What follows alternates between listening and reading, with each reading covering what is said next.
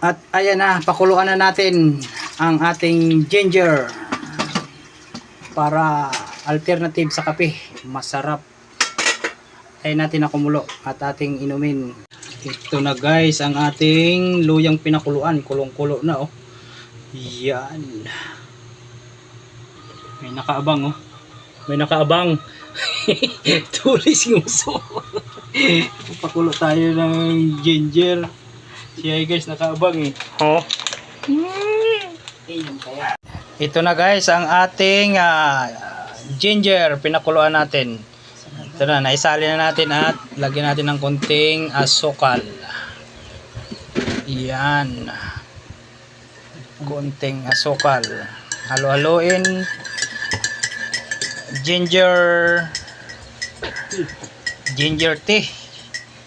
Ginger tea. Yan. Tikman na natin at kung anong lasa.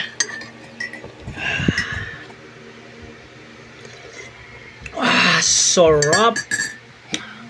Nuot sa lalamunan. Ginger tea. Ang sakalam.